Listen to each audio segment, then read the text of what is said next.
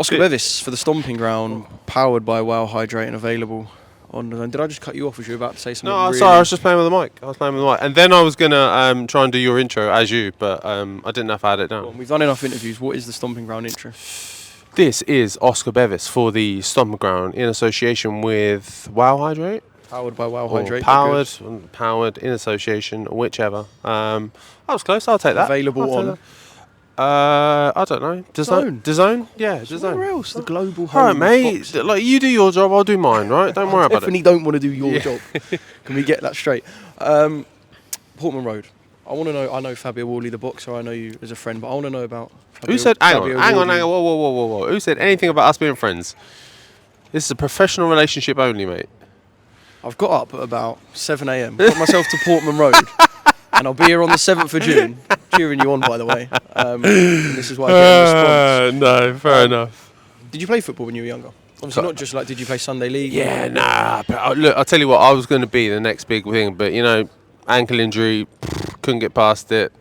Same old story, mate, same old story. I tell everyone as well. No, genuinely, as a kid, I was in the academy, but honestly, football just, it wasn't for me. Like, I had no interest in, like, as a kid, taking it seriously. Like, I remember being in the academy and people, like, the kids there were taking it dead serious, and I was off in the corner doing keep me ups and just doing my own thing, and the coaches are like, yeah, off you go, boys, see you later. So I think I lasted about a year. So yeah, it wasn't my calling, but I found it. You know what's funny about you saying it was kind of not a lack of discipline, but a lack of intention and awareness. You're in the most disciplined sport in the world, and fighting now at the elite level of it. Do you know what I think? I think that lends to when you find your thing, it's your thing. Because I remember in the early days of me boxing, before all of this, lights, camera and everything else, just going to the gym. No one had to tell me. No one had to tell me to get up. No one had to tell me to make it there. No one had to tell me to do the reps. No one had to tell me to do the run at home in my free time. No one had to tell me to do any things. I wanted to. So I think that really does lend to, look, once you find your thing, you don't need encouragement. You don't need a nudge. It's all you, and you're happy to do it as well. Yeah. And it's ended. Well, it's not ended. It's got to at least this point to Portman Road. I was going to say where'd you sit, but now you're big time, I guess, up with the directors and free course meal before the game and that. Me and Mark Ashton, the director, we are very good friends. So that does come with some certain benefits, and I am able, if and when I'm able, time being, to make it to a game, I do just give him a buzz and say, hey, I'm able to jump in for the game, and 9 times out of 10 I'm always able to get a seat. So thank you to him and thank you to the club. But I think it's just an homage to the relationship that I've built with the club and how well and how close we are. Yeah. How many times have you visualised just today? Because obviously you're doing the pictures with, you know, Ipswich Town Football Club sign in the background. You'll do a face-off later.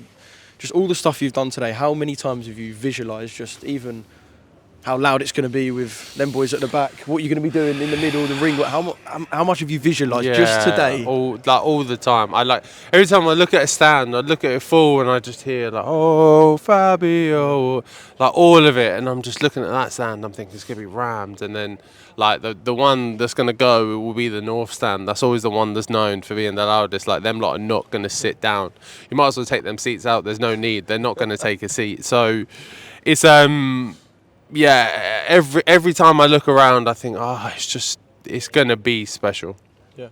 And Jarrell Miller's a great man to do it with as well. Not just that it's a good fight. We know he's going to bring some heat in terms of the build-up. And he's got a Norwich shirt today. Yeah. Playing the old Floyd Mayweather for Ricky Hatton. Yeah. Has anyone showed him how well that worked out for my last opponent that wore a Norwich shirt to an Ipswich Town ground? Because it didn't work out too well for them. That's a bad omen in of itself. So my advice to him would be, leave that behind. Find a bin somewhere, put it in quickly, swap it out, wear something else. That is the voice of a true Ipswich Town fan. There you go. One thing you did say to me is, I mentioned that we'd done the interview the other day, and you said about, you know, less scrap, and you know, you want to put him to sleep. This is his words. Obviously, he goes, "Kiss my black arse, you're a cocksucker." Yeah, it's just that standard American. Like, there's nothing there. Like, It's a very American it's bit such of an trash talk, American trash talk. Like, yeah, fuck you, man. You don't know shit. You're gonna kiss. I'm gonna make you suck my dick and fuck you. Like, bro, like, chill out. Like, no one, like, relax. Nothing. You're not making any sense. No one cares what the fuck you're saying. Like, you're just waffling for the sake of waffling. Like, if you've got something to say, if you've got some real trash talk, then talk it. But, like, have some substance. Have something to say. Like, think, like, use your brain a bit. Think about something. Think about me. Find a weak point in me, or say, like, yeah, I'm gonna fucking fuck up your nose again, or something. Like, come up with something with a good imagination. But We're very different Brits and Americans. Aren't we? yeah, we Very have a bit of fucking thought in what we're gonna say. I think that's the stark difference. But yeah, look, you know what you're gonna get from him. He's gonna be the same old Jarrell Miller, but it's nothing he says, nothing he does is gonna faze me in the slightest. Is there anything that you lay kind of big credit to, or do you look at and go, actually, I can appreciate that as a boxing man? That is something that Jarrell Miller is kind of exceedingly good at, or Taking punches to the head. okay, Look, the credit I can give him is that he's a strong game, and he can take a hit. Those credits I will give him. Like, don't get me wrong, I'm not going to dumb him down and say he's entirely shit and that. And don't get me wrong, for me, I look at him, I think he's a one-trick pony, and we know what that trick is. We know what he does, but he's done him pretty well in his career to date. How long does that trick last? We've seen the demise and the downfall of Joyce, who used a similar tactic of blocking punches with your head. So, yeah, that really does have a finite shelf life of your career. yeah. In terms of the press conference, which I believe will start in about 45 minutes, half an hour, and we'll see if this is right actually, when this goes out after the press conference. What do you think it is that? I mean, I'm guessing you're going to try and push his buttons. What do you think it is that will push the buttons of Jarrell Miller? Because I get the idea that it probably won't take too much. I don't know what will push his buttons. Don't get me wrong, I've got some lines up my sleeve. I've got some things I thought I of. was saying them in the mirror this morning. Yeah. I stood there going, right, you're fat, you're shit. You haven't fought no one. You Everyone else lost in the house. You is lost. like, My mum's like, what the fuck are you doing?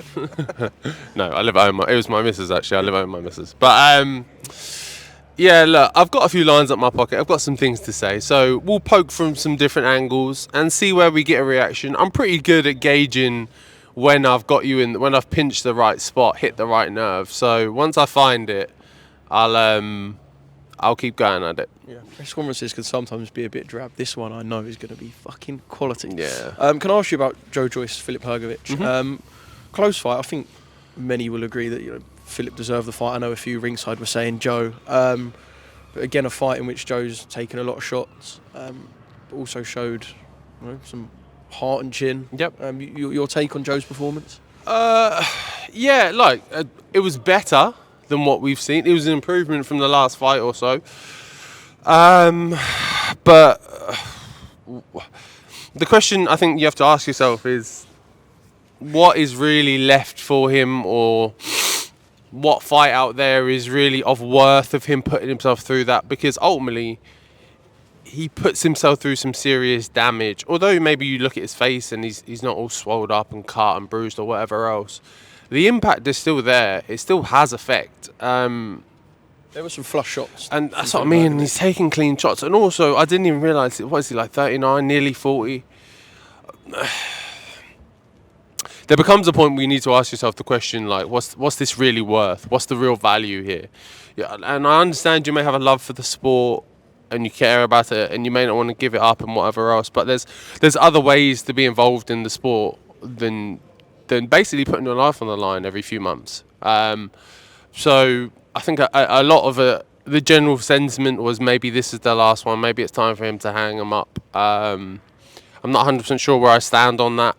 It's always hard to tell a fighter to give up the job, give up what they love, but yeah, maybe it's time. Yeah. Just a final one on Adelaide and TKV. Where do you stand on that? So obviously TKV's team were livid, fuming. On your take on yeah, outright farce, complete bullshit. Complete bullshit. I watched it back numerous times, and what I watched back as well was the round before, where the ref actually told TKV off for the exact same thing. The ref called break. The ref called break, touched him, and TKV gave him a little swift hook, and the ref gave him a massive telling off for it.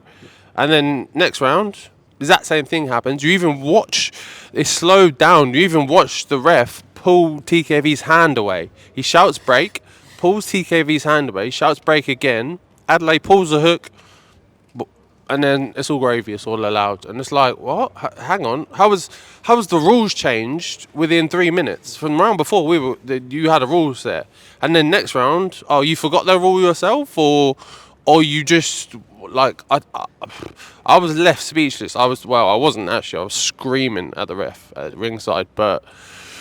Yeah, look, I think it's unjust. I think it's unfair. They 100% need to run it back, because TKV was winning that fight and starting to get into a groove and moving nicely. So yeah, that needs to be a redo. Yeah. Just one final one from me. I was doing a bit with Barry. Obviously, you know Baz well, and he was in full Cockney flow. And then full David, East London, fucking yeah. I love you, David, but we need to run it back, bro. Yeah. David comes in, and then he goes, that's the way I won the British title. Oh, sorry, that's the way Fabio won the British title against me. The stark differences, and again, this was put out yesterday. The stark differences, we had Steve Gray, and in the clinch, every time we clinch, Steve Gray said to us, work it out, boys. That's clear instruction from the ref of, you're allowed to hit. Do your work, throw your punches. And yeah, okay, cool. In that clinch, I bumped him, threw a left hook, knocked him out, followed up. That bit there is similarities there, but the legality and the illegal. I don't know. What makes it legal versus illegal is the instruction from the ref. In the TKV fight, the ref said break, means don't do anything, don't punch, don't throw nothing, move back. Actually, take your steps back. And then in my fight, Steve Gray said, work it out, boys. Figure it out for yourself. Punch, throw, work it out. So we did, and that's how I won. Yeah. Hey, cleared it up. Pretty simple, Fab. I know you got to shoot. You're the man. Thank you, Appreciate you.